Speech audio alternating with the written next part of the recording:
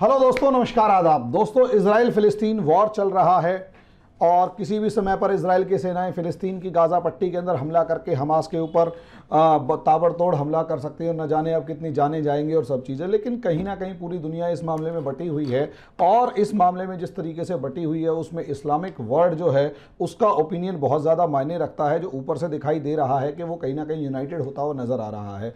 और जब इस इस्लामिक वर्ल्ड की बात की जाए तो इंडियन मुस्लिम्स के बारे में हम कैसे इग्नोर कर सकते हैं कि असलियत में इनकी मेंटालिटी क्या है, क्योंकि असलियत में इंडियन मुस्लिम्स जो हैं वो एक पॉलिटिकल प्रेशर की तरह काम कर रहे हैं और ये हमेशा इंडिया के लिए एक डायलेमा रहा है कि इस Islamic world, rest of the Islamic world जो अरब वर्ल्ड मेनली है, उसके कॉन्फ्लिक्ट में फॉरेन पॉलिसी कैसे डिसाइड की जाए। क्योंकि इंडिया की डोमेस्टिक पॉलिसी में 14 से लेकर 15-16% तक मुस्लिम्स हैं और ऐसे में इतनी बड़ी मुस्लिम आबादी की जो धार्मिक भावनाएं हैं, जो रिलीजियस सेंटिमेंट्स हैं, उसको इग्नोर नहीं किया जा सकता। और हमेशा हमारी गवर्नमेंट इस चीज़ के दबाव में रही और इस चीज़ का दबाव इस चीज़ से, इस बात से समझा जा सकता है कि इंडियन गवर्नमेंट ने 1992 तक इजराइल से कभी कोई फॉर्मल रिलेशन डिक्लेयर्ड फॉर्म में ओपनली फॉर्मल रिलेशंस को इस्टेब्लिश नहीं किया, जबकि रॉ की ट्रेनिंग मोसाद से ही हुई है। और इंदिरा गांधी से लेकर राजीव गांधी तक और जितने भी हमारे प्रधानमंत्री रहे हैं वो सारे के सारे इजराइल से अच्छे संबंध बनाने के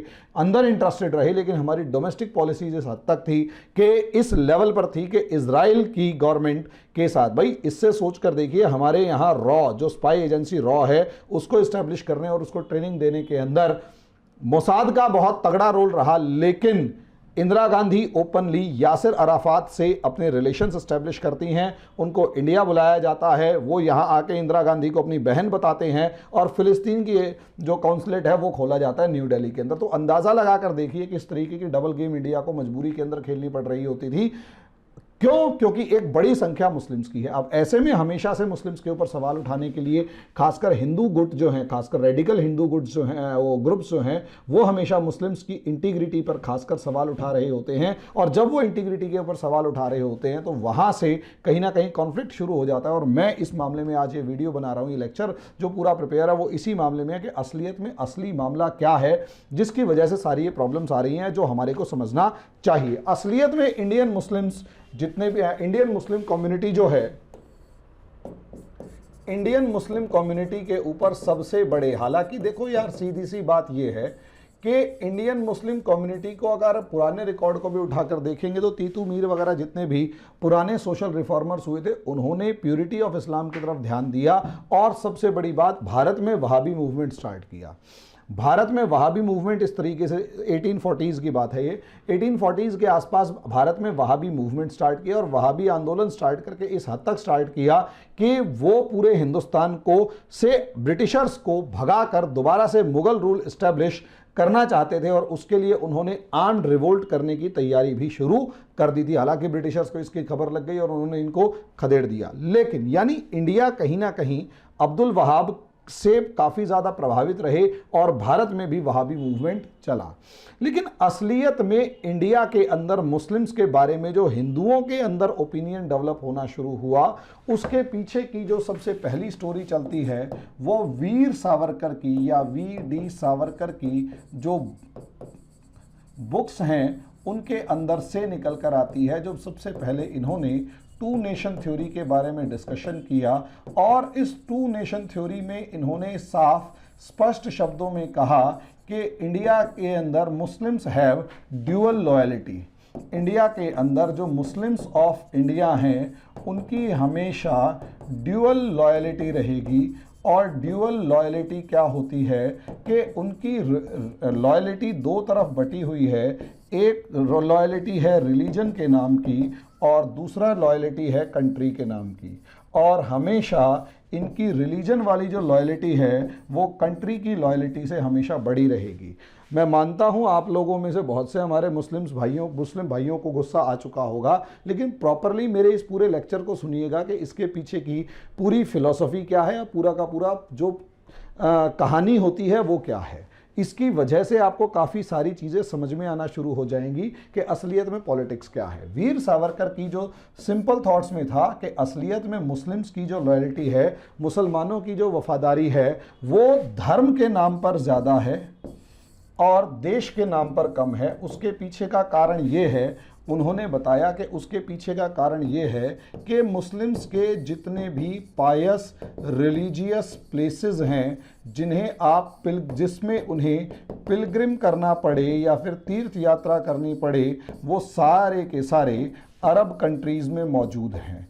उसमें अरब कंट्रीज़ को अगर आप देखें तो चाहे वो मक्का हुआ, चाहे वो मदीना हुआ, चाहे वो अल अक्सा हुआ या करबला हुआ या कुछ भी हुआ, ये सारे के सारे जितने भी पायस या होली प्लेसेस जो हैं, होली प्लेसेस जो हैं वो सारे के सारे हिंदुस्तान से बाहर हैं। ऐसे में जो वहाँ से जो वहाँ की डोमिनेटिंग आइडियोलॉजी होगी, जो वहाँ पर प्रभावशाली विचारधारा होगी, वही विचारधारा इंडिया में फॉलो की जाएगी। ऐसे में हमेशा ये जो धार्मिक विचारधारा है वो देश के ऊपर हावी रही, और ये प्रूव करते थे वीडी सावरकर। वीडी सावरकर हमेशा ये कहते थे। उन्हीं की इस बुक को देखते हुए हिंदू महासभा से लेकर आगे जितनी भी ऑर्गेनाइजेशंस, खासकर प्रो हिंदू ऑर्गेनाइजेशंस हैं, वो इसी चीज़ को हवा देती रही, चाहे वो आरएसएस है, चाहे बीजेपी है, चाहे कोई भी।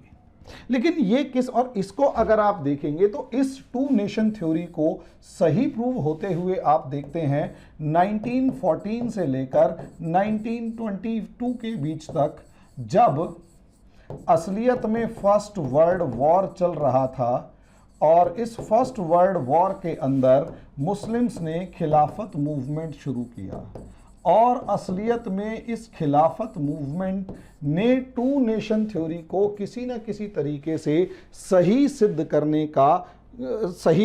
दिया। कैसे कि खिलाफत मूवमेंट असलियत में एक प्योरली रिलीजियस मूवमेंट था, एक पूरे का पूरा धार्मिक आंदोलन था, और इसमें not related to India in any way. ये जो था, ये इंडिया और इंडियन नेशनल मूवमेंट, ये किसी भी तरीके से इंडिया या इंडियन नेशनल मूवमेंट से जुड़ा हुआ नहीं था। प्योरली एक रिलीजियस मूवमेंट था, और जो रिलीजियस इशू था वो इंडियन ना होकर बल्कि टर्किश इशू था। वो पूरा मामला इंडिया का नहीं था, वो टर्किश इशू था, तुर्की का मामला था। तुर्की के खलीफा जो थे, कैलिफ ऑफ तुर्की, कैलिफ, तुर्की के जो किंग होते थे वो अपने आप को कैलिफ कहते थे, और ये जो कैलिफ थे ये religious Guru of Islamic, religious leader of Islamic world थे। हालांकि इस चीज़ को खुद इस्लाम को मानने वाले लोग ही, और ख़ासकर सऊदी अरेबिया से लेकर जितना भी अरब वर्ल्ड और ईरान है वही नकार देता है, क्योंकि जब फर्स्ट वर्ल्ड वॉर हुआ तो तुर्की के खलीफा पर सबसे ज़्यादा हमले वहाबियों ने किए, वहाबी फोर्सेस ने की, अरेबियन फोर्सेस ने की, सीरियन फोर्सेस ने किया, इराकी फोर्सेस ने किया, ईरानियन फोर्सेस ने किया।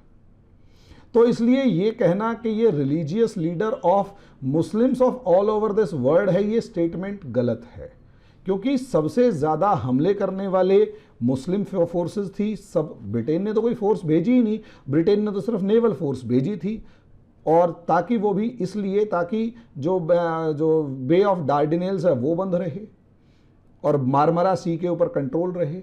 इसके अलावा कुछ नहीं था, इसके अलावा कुछ नहीं था। ब्रिटिशर्स ने नेवल फोर्स नहीं भेजी, नेवल फोर्स भेजी, मिलिट्री जितनी भी थी वो सऊदी, सैनिक जितने भी थे, पैदल सैनिक, घोड़े के ऊपर सैनिक या कैसे भी, वो सऊदी अरेबिया से लेकर ईरान, सीरिया और इन सब के थे। इजिप्ट की फोर्सेस थी।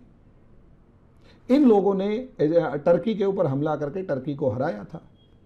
तो ये कहना कि वो religious leader of all over this world था, तो ऐसा बिल्कुल सही नहीं है। अब यहां प्रॉब्लम यही है कि इस्लामिक वर्ल्ड के नाम पर, और यही रीजन है कि ये किंग जो थे वो टर्की के किंग थे, और Turkey was in association with Germany and was fighting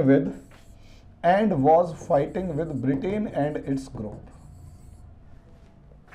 वो ब्रिटेन और उसके ग्रुप से लड़ रहा था, दोनों के दोनों। ऐसे में जब जर्मनी हार गया तो टर्की भी हार गया, और टर्की जब हारा तो ब्रिटिश गवर्नमेंट से इंडियन मुस्लिम्स ने एक रिक्वेस्ट करी, और वो ये रिक्वेस्ट करी कि हमारे जो कैलिफ हैं इनका ध्यान रखा जाए, और जितने भी मुस्लिम रिलीजियस प्लेसेस जो हैं उन सारे मुस्लिम रिलीजियस प्लेसेस को कैलिफ के अंडर में रखा जाए, यानी जितना मक्का मदीना वगैरह है वो सारे कैलिफ के अंडर में छोड़ दिए जाएं ताकि वो उनकी अच्छे से देखरेख करे। अब ऐसी सिचुएशन में जब तक वर्ल्ड वॉर चल रहा था, ब्रिटिशर्स हाँ करते रहे कि ठीक है हम तो वैसे ही लड़ रहे हैं, टर्की को हरा देंगे तो आप हमारे साथ रहो। और ये वही मुस्लिम लीडर्स होते थे, मैं आम मुसलमान की बात नहीं कर रहा, मुस्लिम लीडर्स की बात कर रहा हूँ। ये वही आम मुस्लिम लीडर्स मुस्लिम लीग से रिलेटेड होते थे जो कि अंग्रेज़ों के ही खड़े किए हुए थे, और इन्होंने अंग्रेज़ों के साथ तब तक लॉयल्टी रखी जब तक टर्की का मामला नहीं आया, और टर्की का मामला आते ही ब्रिटिशर्स के साथ लॉयल्टी ख़त्म और रिलीजियस लॉयल्टी जो थी वो सर पे चढ़कर बोलने लग गई।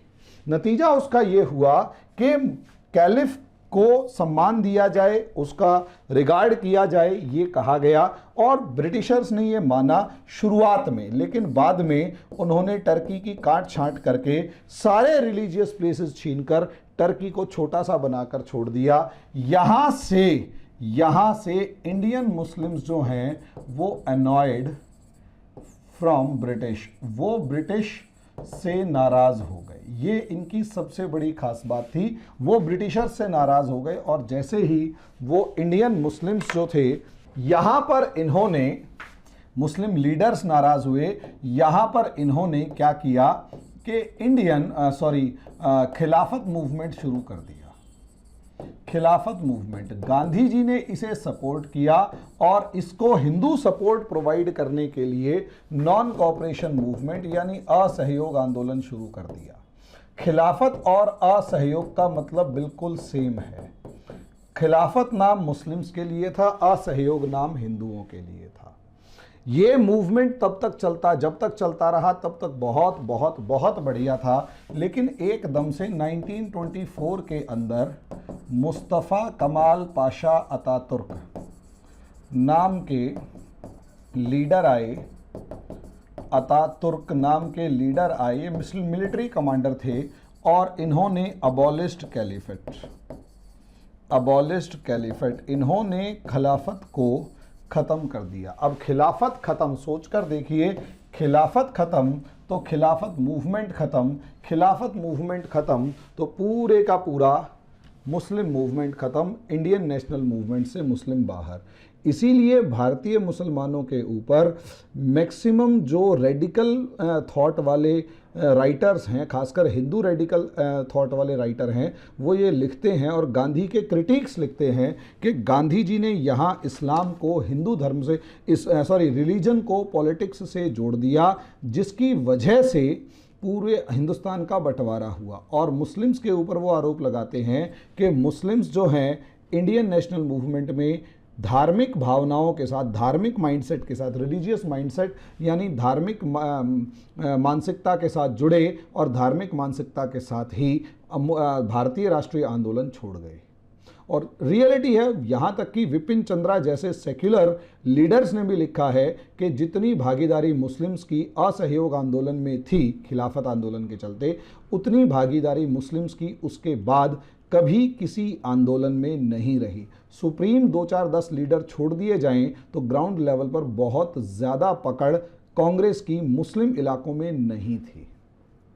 मुस्लिम इलाकों में कांग्रेस की बहुत ज़्यादा पकड़ नहीं थी, और यही एक रीज़न था कि बहुत ज़्यादा एलिगेशन लगाए जाते हैं, बहुत ज़्यादा आरोप लगाए जाते हैं गांधी जी पर कि गांधी जी ने यहाँ पर मुस्लिम अपीजमेंट कुछ ज़्यादा ही कर दिया। और इस वजह से जो मुस्लिम्स थे उनको भाई रिलीजियस माइंडसेट वाले लीडर्स सामने आए, और गांधी जी की गलती थी भी कि रिलीजियस माइंडसेट वाले लीडर्स ने भाषण जो थे वो रिलीजियस लेवल पर दिए, और जितने सेक्युलर मुस्लिम लीडर्स थे वो पीछे रह गए।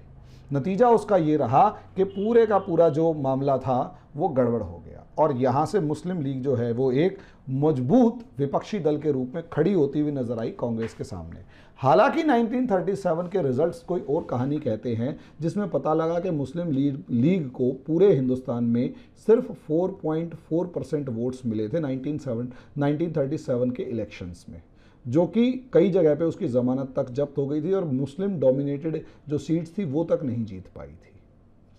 लेकिन उसके बाद जो रिवाइवल ऑफ मुस्लिम लीग होता है और जिस तरीके से मुस्लिम्स का सपोर्ट मुस्लिम लीग को मिलता है और इंडिया के अंदर आज़ाद हिंदुस्तान नहीं जो गुलाम हिंदुस्तान था, गुलाम हिंदुस्तान के अंदर 1946 वाले इलेक्शंस के अंदर जिस तरीके से मुस्लिम लीग ने 75% मुस्लिम सीट्स के ऊपर कब्जा कर लिया था, वो एक तरीके से झटका था सेक्युलर अप्रोच ऑफ कांग्रेस और सेक्युलर अप्रोच ऑफ इंडिया को। और यहां से फिर मुस्लिम्स के ऊपर उंगलियां उठने लगी कि वो रिलीजियस माइंडसेट के चलते पार्टीशन हुआ। लेकिन पार्टीशन के बाद जिस तरीके से माइग्रेशन ऑफ पॉपुलेशन हुआ, मास माइग्रेशन हुआ, एक जगह से दूसरी जगह पर बड़ी संख्या में लोग गए, लेकिन एक significant number of Muslims also remained in India. Significant number of Muslims remained in India, remained in India. मुसलमानों की एक बड़ी संख्या भारत में रह गई। अब ऑब्वियस सी बात है, वो टू नेशन थ्योरी यहां पर इस समय भी रही। हर जरा सी बात के ऊपर टू नेशन थ्योरी लाद दी जाती है। तो अब उस टू नेशन थ्योरी का थोड़ा सा एनालिसिस करना ज़रूरी है कि क्या ये क्योंकि होता है आज भी। अगर आप देखें तो अब जैसे रोहिंग्या का मामला था, बांग्लादेश, वो उसका नाम है म्यांमार से रोहिंग्या मुस्लिम्स को जब 2015-16 के आसपास भगाया गया, तो जिस तरीके से रोहिंग्या मुस्लिम्स को भगाया गया उसके बाद अगर आप सिचुएशन को देखते हैं तो बहुत से 40,000 के करीब रोहिंग्या जो हैं वो भारत में घुस गए। और जितने मुस्लिम इलाके, खासकर जामा मस्जिद जैसे इलाकों के अंदर, तो रोहिंग्या हमारे भाई हैं, रोहिंग्या को भारत में बसने दो, ऐसे ऐसे नारे लगने लगे। जब ये नारे लगे तो यहाँ पर कहीं ना कहीं रेडिकल हिंदुइज्म के जो सपोर्टर्स हैं वो कहीं ना कहीं क्रिटिसाइज़ करना शुरू कर देते हैं कि मतलब भाई वो भी रेडिकलिस्ट हैं जो मुस्लिम्स के नाम पर सपोर्ट कर रहे हैं और हिंदू के नाम पर विरोध कर रहे हैं, और वो भी रेडिकल हैं जो हिंदू के नाम पर सपोर्ट कर रहे हैं, मुस्लिम्स के नाम पर विरोध कर रहे हैं। वही वाली बात है कि पाकिस्तान से हिंदुस्तान में आए हुए जो हिंदू हैं उनकी संख्या 25,000 है, उसके नाम पर कहीं कोई नहीं बोलेगा, और वही जब रोहिंग्याज का नाम आ जाएगा तो शोर मच जाएगा। तो दोनों के ऊपर मैं डिस्कशन करने वाला हूं, क्योंकि ना तो मैं किसी धर्म से रिलेटेड ना किसी जात से रिलेटेड, मेरा काम है सही आईना दिखाना कि असलियत में ये मामला क्या है। उस मामले को समझेंगे तो आपको बहुत कुछ समझ में आना शुरू हो जाएगा। यहां समझिए, सिग्निफिकेंट नंबर ऑफ मुस्लिम्स जब भारत में रहे तो इसका मतलब ये है टू नेशन थ्योरी का जो कम से कम बेसिक कंसेप्ट है वो असलियत में इन लोगों के, या इन लोगों के नहीं, एक बेसिक इंडियन के, एक कॉमन इंडियन के दिमाग में रहा, चाहे वो हिंदू है चाहे वो मुस्लिम है। और ये इसके पीछे के लॉजिक को बहुत कम लोगों ने समझने की कोशिश करी। तो आज हम इसी चीज़ को समझते हैं कि असलियत में ये मामला क्या है, जिसको कोई नहीं समझ पाया और भारत का विभाजन हो गया। और अभी भी बहुत से लोग ऐसे, खासकर ओवैसी ब्रदर्स जैसे, और छोटे वाला ओवैसी कभी 15 मिनट मांग रहा है, कभी सीता माता के ऊपर उंगलियां उठा रहा है, कभी कुछ, और दूसरी तरफ जो हिंदुओं के बहुत से नेता हैं जो इसी तरीके के खुलकर बयान दे देते हैं, और साध्वी प्रज्ञा ठाकुर जैसे जो कहीं ना कहीं आरोप के अंदर फंस जाते हैं, और उनकी सिचुएशन जो है वो फिर वैसी ही हो जाती है जैसे हम और आप उम्मीद कर सकते हैं। ये असलियत में दोस्तों सारा मामला ह्यूमन साइकोलॉजी का है। ह्यूमन साइकोलॉजी में असलियत में एक जो ह्यूमन है वो अपने आप को कनेक्ट करता है, जोड़ता है। एक आम आदमी की आदत होती है अपने आप को जोड़ने की, और वो कोई ना कोई बहाना ढूंढता है जोड़ने का। जैसे लड़के क्लास के अंदर लड़के इकट्ठे हो जाते थे, लड़कियां इकट्ठी हो जाती थी, लड़के वर्सेस लड़कियों की बहस आपने खूब देखी होगी। कॉलेज में भी लड़के और लड़कियों की बहस, एक ग्रुप लड़कों का और एक ग्रुप लड़कियों का, उसमें खूब देखी होगी। शादी पार्टियों के अंदर भी एक ग्रुप लड़कों का बन जाता है और एक ग्रुप लड़कियों का, और बहस खूब देखी होगी। वहां असलियत में वो लोग कनेक्ट हो रहे होते हैं लड़के के या लड़की के नाम पर, यानी on the basis of sex. उसी तरीके से अगर आगे देखें तो मामला वो एक नॉर्मल प्रोसेस है, लेकिन अगर आप बात करें तो ह्यूमन साइकोलॉजी में वही कनेक्ट होने का कारण जो है वो रिलीजन बड़े लेवल पर होता है, रीजन होता है, रेस या फिर यूं कहें एथनिसिटी होती है, और लैंग्वेज हो सकता है या फिर कल्चर हो सकता है। किसी भी नाम पर इंसान जो है एक दूसरे से अलग होता है या इकट्ठा होता है। यहां आप बचपन में भी अगर आप देखेंगे, दो गली के लड़कों की आपस में लड़ाई हो जाती थी, दो क्लास के लड़कों की आपस में लड़ाई हो जाती है। इंजीनियरिंग या मेडिकल कॉलेज या किसी खासकर इंजीनियरिंग और जो डिप्लोमा वाले इंजीनियरिंग कॉलेज है उसमें खासकर क्या होता है, फर्स्ट ईयर के लड़के सेकंड ईयर वालों से लड़ पड़ते हैं क्योंकि वो कनेक्ट हो रहे हैं। और एक लड़के की लड़ाई होती है, पूरी एक क्लास एक तरफ होती है और दूसरी क्लास दूसरी तरफ होती है। हमारे स्कूल में जब इस तरीके की लड़ाई होती थी तो एक केस ऐसा था जो बड़ा अजीब था। दो भाई, एक 9th में और एक 10th में, एक 9th में और एक 10th में, जब एक बार 9th और 10th की लड़ाई हुई तो 9th वाले ने अपने भाई का साथ नहीं दिया, 10th वालों को खूब पीटा, और 10th वाले ने भी अपने भाई को देखे वो का साथ नहीं दिया बल्कि 9th वालों को खूब पीटा, और एक खूब लड़ाई हुई थी। हम 9th में थे, वो 10th में थे। तो क्यों लड़ रहे थे? क्योंकि हमारी क्लास के एक लड़के को मारा था, उसकी क्लास के दो, वो 10th वाले 3 या 4 लड़कों ने हमारी क्लास के लड़के को मारा, तो हमारी पूरी क्लास ने उनकी क्लास के साथ लड़ाई कर ली और खूब मारा एक दूसरे को। वहां आज अगर इस चीज को देखें तो वहां हिंदू मुस्लिम जाति या कुछ भी नहीं था, वहां सिर्फ एक बात था, हमारी क्लास वाले को कैसे मारा, यानी हमने कनेक्ट किया अपनी क्लास वाले को अपनी क्लास से और दूसरे से लड़ाई कर ली। ये स्कूल में भी बिहेवियर था, ये कॉलेज में भी बिहेवियर होगा। पता लगा मैकेनिकल वाले इलेक्ट्रिकल वालों से लड़ रहे होते हैं, सिविल वाले मैकेनिकल वालों से लड़ रहे होते हैं, और अक्सर इनकी लड़ाई होती है। अक्सर पूरे बैचेस आपस में लड़ रहे हैं। फर्स्ट ईयर वाले सेकंड ईयर वालों से लड़ पड़ते हैं, सेकंड ईयर वाले थर्ड ईयर वालों से लड़ते हैं, खूब लड़ाई होती है इनकी। इसी तरीके से हॉस्टल्स के अंदर एक ब्लॉक वाले दूसरे ब्लॉक वालों से लड़ते हैं, एक हॉस्टल वाले दूसरे हॉस्टल वालों से लड़ते हैं। होता है ये, क्योंकि और फिर जब आप हॉस्टल की लड़ाई लड़ रहे होते तो उसमें जाति और धर्म नहीं देखते, बस लड़ रही है, बस लड़ रही है।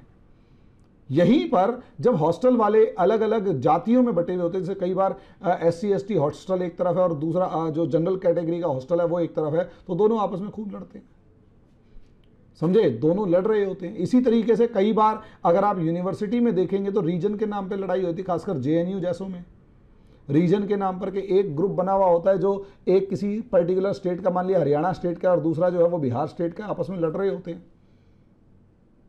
तो आप ये देखिए, और कई बार ऐसा होता है कि मतलब आप एक ऐसे इलाके में रहते हो जहां मल्टी एथनिसिटी रहती है, तो एक ग्रुप दूसरे ग्रुप से लड़ रहा होता है।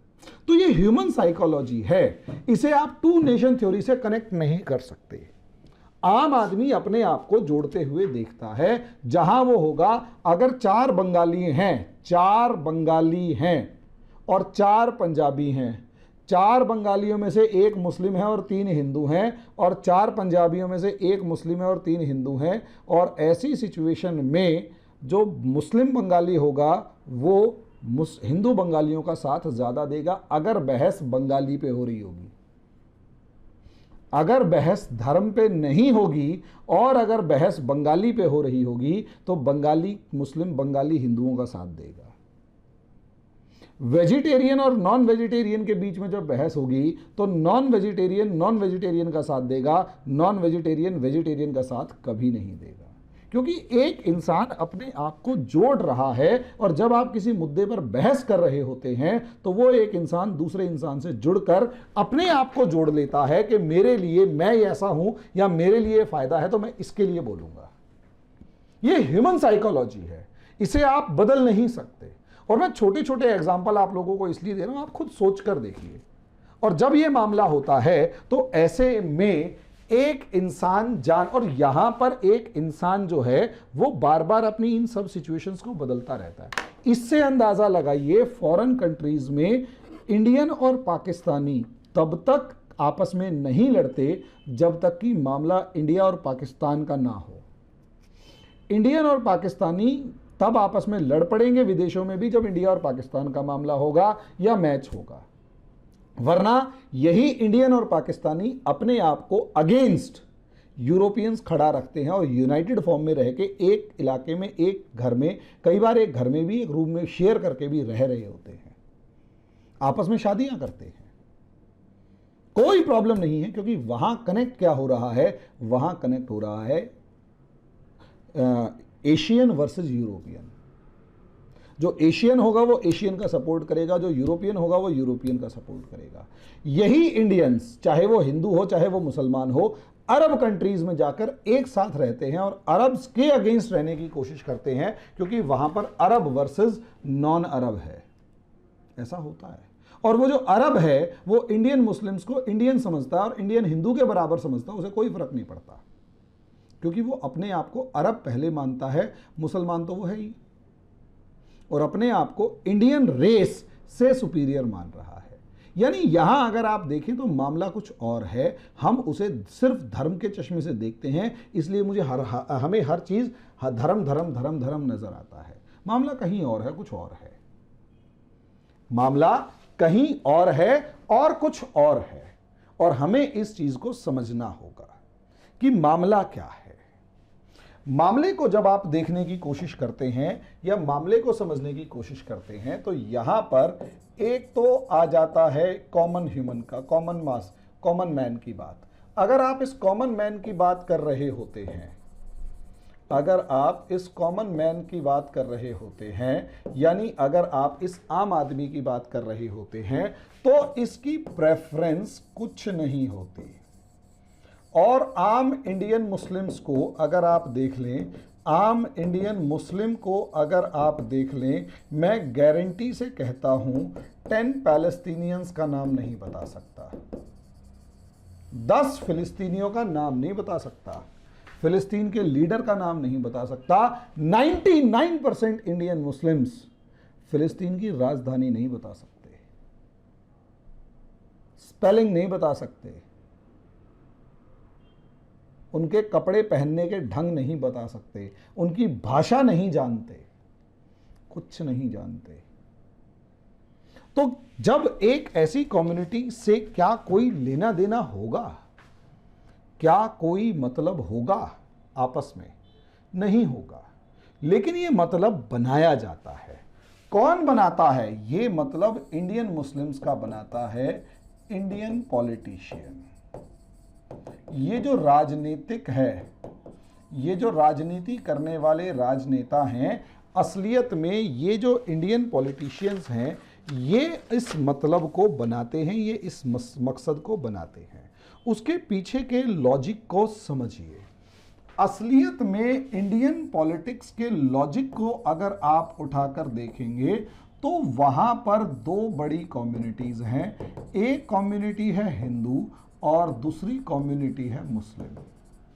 अगर आप इस हिंदू कम्युनिटी को देखते हैं तो ये 80% के आसपास हैं और ये जो हैं ये 14% के आसपास हैं।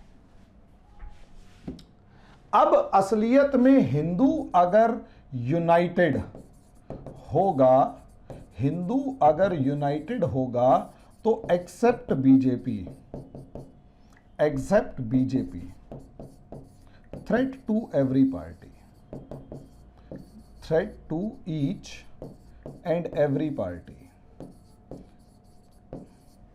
कोई सी भी पार्टी हो, अगर हिंदू यूनाइटेड है तो उस पार्टी के लिए खतरा है। अगर हिंदू यूनाइटेड होकर वोट डाल रहा है तो एसपी को यादव का वोट नहीं मिलेगा, बीएसपी को दलित का वोट नहीं मिलेगा, पासवान को उनकी पार्टी का वोट नहीं मिलेगा, लालू का लालू वोट बैंक नहीं मिलेगा, नीतीश को नीतीश का वोट बैंक नहीं मिलेगा, तमिलियंस को तमिल वोट बैंक नहीं मिलेगा। अगर हिंदू बन के वोट डालना शुरू कर दें, अगर हिंदू बन के वोट डालना शुरू कर दें तो बीजेपी को छोड़कर किसी भी पार्टी को कोई फायदा नहीं है। और ऐसे में डिवाइडेड हिंदू जो है, इस डिवाइडेड हिंदू जो है वो असलियत में बून या फिर piece of cake to every party है, केक टू एवरी पार्टी है। और असलियत में piece of cake to every party है एक्सेप्ट बीजेपी। तभी आप 1980s की अगर पॉलिटिक्स को देखोगे, 1980s पॉलिटिक्स इन इंडिया अगर आप देखते हैं तो एक तरफ आडवाणी की रथ यात्रा चला रहे थे और इस रथ यात्रा के अंदर हिंदू यूनाइटेड की कोशिश कर रहे थे, हिंदू यूनाइटेड की कोशिश कर रहे थे। वहीं वीपी सिंह ने बीजेपी को कंट्रोल करने के लिए मंडल कमीशन लागू किया और पूरी बीजेपी के हिंदू वोट बैंक को तोड़कर ओबीसी को अलग कर दिया। तभी कहा जाता है ना मंडल बनाम कमंडल पॉलिटिक्स, वो यही है। आम आदमी को डिवाइड कर दिया, एक यूनाइट करना चाहता था हिंदू को, मुस्लिम्स को नकार के, दूसरा मुस्लिम वोट बैंक। तभी आप ओबीसी के अंदर MY कॉम्बिनेशन बहुत सुनते होंगे, मुस्लिम यादव कॉम्बिनेशन, लालू का मुस्लिम यादव कॉम्बिनेशन, नीतीश का यादव मुस्लिम वोट बैंक, मुलायम सिंह यादव का मुस्लिम यादव कॉम्बिनेशन। ममता बनर्जी के ऊपर अगर आरोप लगता है, ममता बनर्जी को देखोगे तो उनके पास भी मुस्लिम वोट बैंक है और ममता बनर्जी के पास तो 27% मुस्लिम वोट्स हैं। अब ऐसी सिचुएशन के अंदर तभी तो वो बीजेपी को इतनी बुरी तरीके से हरा पाई अगर मैक्सिमम एनालिस्ट्स को देखा जाए। और बीजेपी क्या कर रही थी, वो मुस्लिम्स को काउंटर करने के लिए हिंदू वोट बैंक को एक साथ लाने की कोशिश कर रही थी। जानबूझकर बीजेपी ऐसे ऐसे काम कर रही थी, एनआरसी से लेकर रोहिंग्या के मुद्दे तक। और ममता बनर्जी बांग्ला के नाम पर इकट्ठा कर रही थी। तो असलियत में यहां अगर ये है तो मुस्लिम्स के जो वोट हैं वो असलियत में यूनाइटेड इज अ केक।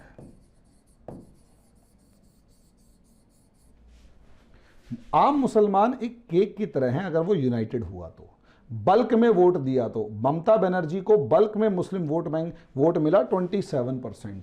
नतीजा क्या हुआ, कांग्रेस और लेफ्ट पार्टियों की जमानत तक जब्त हो गई, 0-0 पे हैं। और बीजेपी को के रथ को रोक दिया क्योंकि इकट्ठा वोट बैंक पड़ा। मुस्लिम्स हिंदुओं को डिवाइड किया on the basis of Bengali, Bihari and all, और उनको यूनाइट किया on the name of Muslims. उसमें दो चीजें, एक फियर, और ये जितनी भी आप पॉलिटिकल पार्टीज को उठाकर देखेंगे, फियर ऑफ हिंदूज, और हिंदूज में खासकर बीजेपी बहुत तगड़ा, और उसके बाद United on the name of religion, United on the name of religion. Religion यानी धर्म के नाम पर इनको जोड़ना है। अब रिलीजन के नाम पे क्यों जुड़े? असलियत में रिलीजन के नाम पर अगर जुड़ेंगे तो बंगाली बिहारी की आपस में लड़ाई होगी, बंगाली गुजराती की आपस में लड़ाई होगी, बंगाली मुसलमान की गुजराती मुसलमान से बनेगी ही नहीं, हर चीज अलग है। तमिल वाले की जम्मू वाले से नहीं बनेगी क्योंकि भाषा से लेकर हर चीज अलग है। सब चीजें जब अलग हो जाती हैं दोस्तों, तो असलियत में यहां पर इंटरनेशनल लेवल पर इनको जोड़ दिया जाता है। इंटरनेशनल लेवल पर इनको जोड़ देंगे और मुस्लिम उम्मा नाम दे दिया जाएगा। मुस्लिम उम्मा क्या है? मुस्लिम ब्रदरहुड। इस मुस्लिम ब्रदरहुड का मतलब क्या है? इस मुस्लिम ब्रदरहुड का मतलब यह है कि सारे मुसलमान भाई हैं। अब ऐसे में यहां ये जो पॉलिटिशियंस हैं इस मुस्लिम ब्रदरहुड को आगे बढ़ाते हैं, इस मुस्लिम ब्रदरहुड को आगे बढ़ाते हैं। इस मुस्लिम ब्रदरहुड को आगे बढ़ाने के लिए जो मुस्लिम पॉलिटिकल लीडर्स एंड ऑर्गेनाइजेशंस जो हैं वो क्या काम करती हैं? मुस्लिम पॉलिटिकल लीडर्स एंड ऑर्गेनाइजेशंस ये बड़ा गजब काम करती हैं। गजब इन द सेंस बेवकूफ़ बनाने में माहिर। ये क्या काम करती हैं? मुस्लिम पॉलिटिकल लीडर्स और ऑर्गेनाइजेशंस असलियत में जानबूझकर इंटरनेशनल इश्यूज ऑफ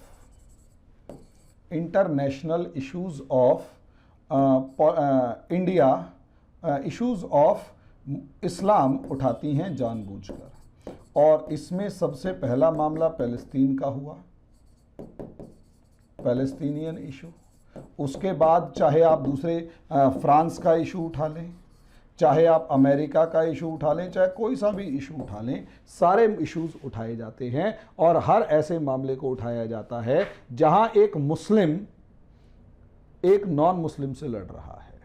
उसके नाम पर यहां पर एक तो वोट बैंक कंसोलिडेट होता है और असलियत में मुस्लिम्स के अंदर जो सेक्ट्स हैं उसको छोटा करके जो पूरा का पूरा रिलीजन है, जो होल रिलीजन है, उसको आगे बढ़ाया जाता है।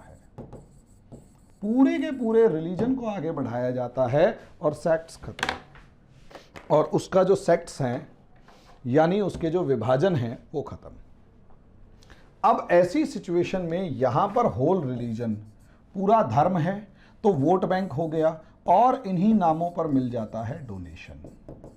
डोनेशन भर भर के इकट्ठा किया जाता है और वही डोनेशन पर्सनल यूज के लिए होता है, हमास या कहीं पर भी उसका इस्तेमाल नहीं होता है, समझ लीजिए।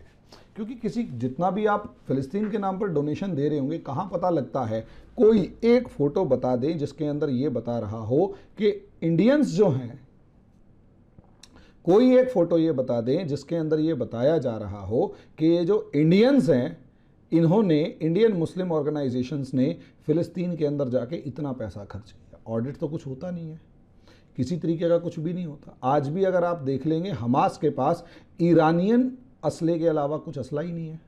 रॉकेट्स को छोड़ के वो अपना काम चला लेता है। फोर्सेस के लिए वर्दी तक नहीं है, हथियार तक नहीं है इजराइल से लड़ने के लिए, और पूरी दुनिया के मुस्लिम उसको डोनेट करने की कोशिश कर रहे हैं लेकिन नहीं कर रहे, हो पा रहा। क्यों? क्योंकि ये सारा चंदा लेते हैं, खुद खा जाते हैं, उनको बेचते ही नहीं। अब दूसरी तरफ आ जाते हैं तो ये जो मुस्लिम उम्मा है, क्या ये दूसरे अदर मुस्लिम कंट्रीज में काम करता है? तो आंसर है नहीं। ये मुस्लिम उम्मा सिर्फ वहां काम करेगा जहां पर मुस्लिम माइनॉरिटी होगी। मुस्लिम माइनॉरिटी होगी वहीं काम करेगा, एक्सेप्ट पाकिस्तान। पाकिस्तान का केस अलग है। बाकी कहीं पर भी आप चले जाएं तो वहां इस्लाम सब कुछ नहीं है। वहां इस्लाम के बाद जो है डिवीजन वो सब कुछ है।